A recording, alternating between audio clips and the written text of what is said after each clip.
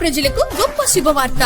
మీరు దూర ప్రాంతాలకు వెళ్లకుండా ఇప్పుడు మన దర్శిలోని మీనాక్షి హాస్పిటల్ నందు అత్యుత్తమమైన గుండె సంబంధమైన వైద్య సేవలు, విశేష అనుభవం కలిగిన ప్రముఖ కార్డియాలజిస్ట్ డాక్టర్ చల్లా రక్షితారెడ్డి గారు.